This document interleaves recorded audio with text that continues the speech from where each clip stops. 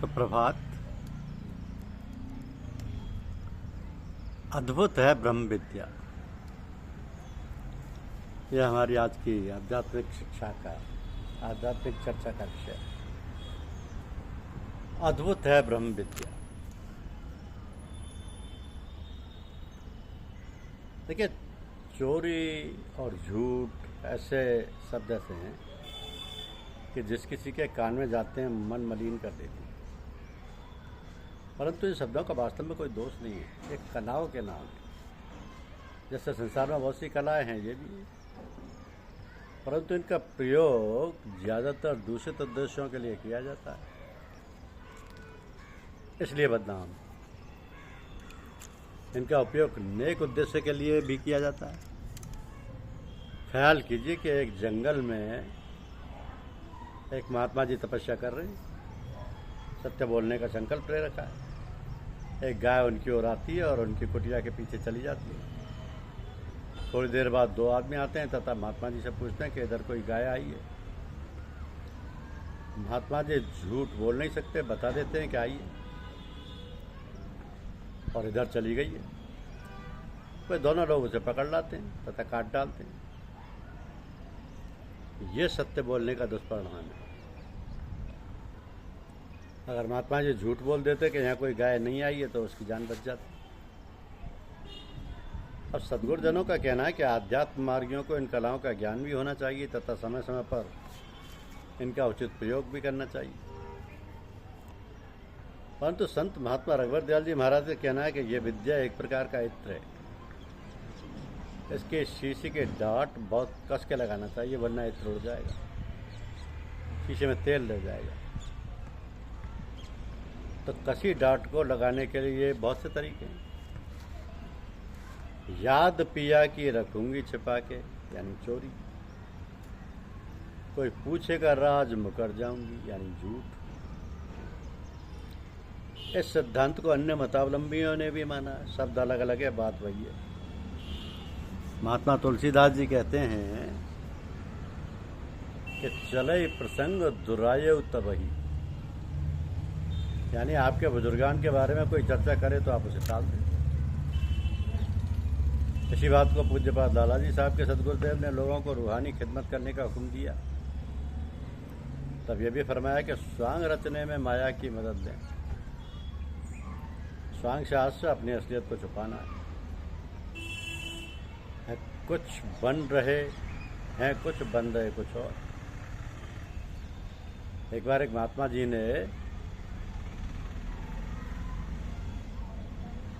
एक शिष्य अपने शिष्य के दूसरे महात्मा जी के पास भेजा। वे सज्जन जब उन महात्मा जी के निवास पर पहुंचे तब मालूम हुआ कि वे सब्जी खरीदने पड़ोस में गए। उन्होंने सोचा कि बजाय यहाँ इंतजार करने से तो बेहतर है कि सब्जी की दुकान पर ही उनके दर्शन कर लिए जाए।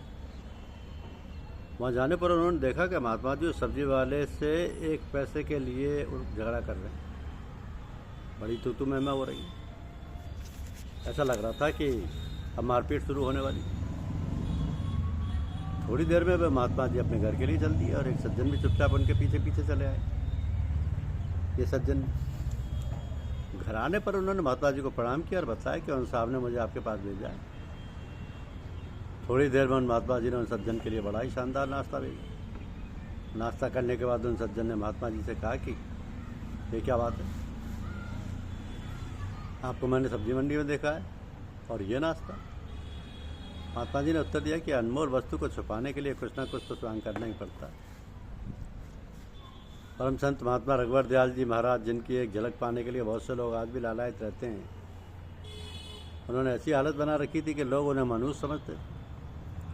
अगर वह किसी के सामने पड़ जाए तो वो सोचने लगता था कि देखो आज का दिन कैसे गुजरे। एक कहानी है कि एक देश में बहुत दिनों से पानी नहीं बरसा, तो प्रजा त्राही कर रही थी। वहाँ के नागरिक वहाँ के राजा के पास गए और निवेदन किया कि किसी महात्मा से प्रार्थना करें तब यहाँ पानी बरस सकता है। तो राजा अपनी प्रजा के साथ एक बहुत ही प्रभावशाली महात्मा जी के पास गए तब निवेदन किया कि पानी के अभाव में प्रजा बड़ी कष्ट में है, आप करें तो जल वर्षा हो सकती है। और महात्मा जी ने कहा, भाई मेरे पास ये शक्ति नहीं है, हाँ मेरे गुरुजी आपकी इस तकलीफ को दूर कर सकते हैं।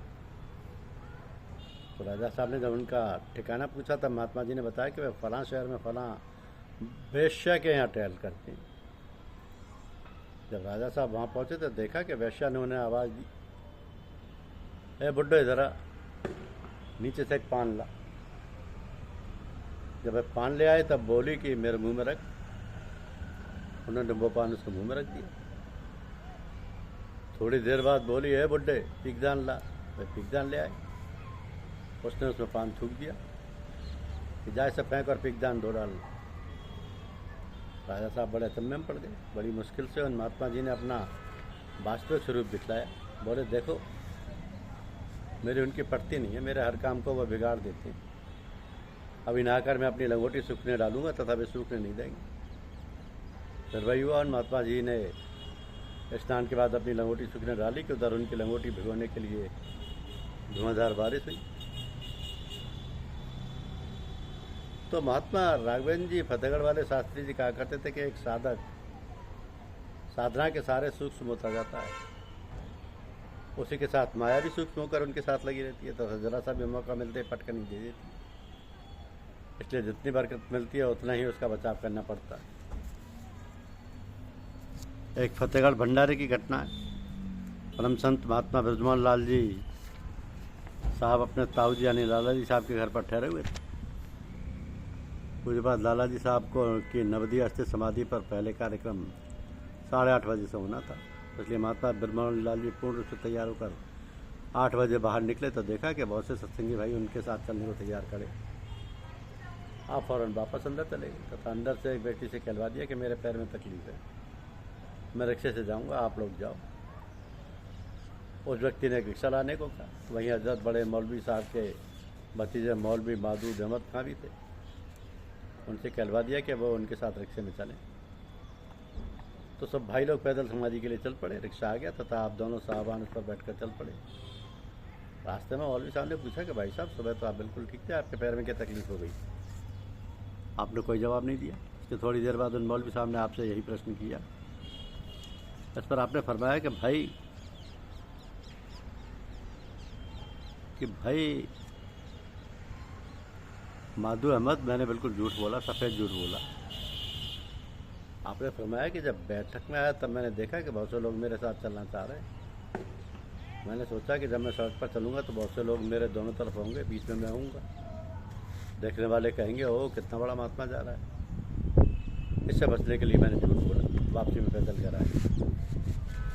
एक तरफ तो महात्मा तुलसीदास जी ने चले ही प्रसंग दया दुरायो तब कहा, फिर आगे कहा कि गूढ़ तत्व न साधु दुरावई आरत अधिकारी जय पावई।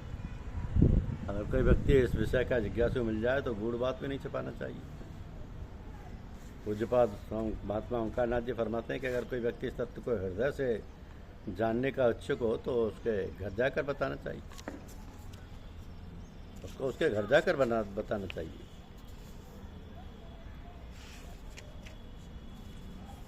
तो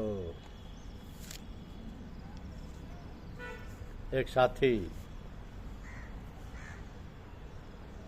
परम संत महात्मा ब्रजमोहन लाल जी के पास से भाई सत्संग के सिलसिले में आया करते थे। एक दिन एक भाई की आंख में कुछ तकलीफ हो गई। वे वहीं के एक नेत्र विशेषज्ञ डॉक्टर के पास गए। वो डॉक्टर साहब मुसलमान थे।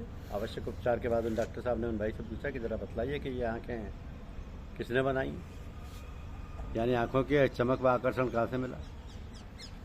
तो डॉक्टर साहब आध्यात्म विषय के ज्ञाता थे। वे भाई कुछ ना बताकर चुपचाप चले गए। उसके 2-4 दिन बाद एक भाई की और आंख में तकलीफ हुई। वह भी उन्हीं डॉक्टर साहब के पास पहुंच गए। मुनासिब दवा के बाद डॉक्टर साहब ने भी उनसे वही बात पूछी। इस बार उन्होंने उन भाई को जाने नहीं दिया कि कौन सा कारखाना जहाँ ऐसी आँखें बनाई जाती। मजबूरन उन भाई ने पूज्यपाद महात्मा ब्रजमोहन लाल जी साहब के बारे में बतला दिया। दूसरे दिन सवेरा होते ही वो डॉक्टर साहब महात्मा ब्रजमोहन लाल जी के घर पर पहुंच गए। मालूम हुआ कि नहाएंगे धोएंगे पूजा करेंगे। उन्होंने सोचा कि मिलने में देर लगेगी, चलो उनके ऑफिस में मिल लेंगे। ये सोचकर वो वापस आ गए। इसके बाद वो उनके दफ्तर गए। देखा कि कुर्सी पर बैठे हुए हैं। जानते थे कि साधु के ध्यान को भंग नहीं करना चाहिए। इसलिए वो सामने से ना आकर पीछे से आकर चुपचाप पीछे खड़े हो गए, तो इंतजार करते रहे कि उनका उधर से ध्यान हटे तो मैं सलाम करूं। अब हम लोग जानते नहीं कि बिना सोचे बेचारे गुरजनों से अपनी बात शुरू कर देते हैं। जब तक कि वे आपकी तरफ मुखातिब ना हो तो उनके पैर छूना चाहिए, ना नमस्ते करना चाहिए, ना ही कोई बात करना चाहिए। विशेष रूप से जब वो भोजन कर रहे हो, ये बात विशेष ध्यान रखना चाहिए। तो डॉक्टर साहब उनके पीछे 2 घंटे खड़े रहे, सलाम करने का मौका नहीं मिला। आखिर को वहाँ से वापस आ गए। जब महात्मा बिरजूलाल जी साहब को ये सब पता चला, तब आप उनसे मिलने उनके घर पर गए। अगर कोई जिज्ञासु मिल जाए तो उसके घर जाकर बताना चाहिए। ऐसे हैं हमारे संत महात्मा। धन्यवाद।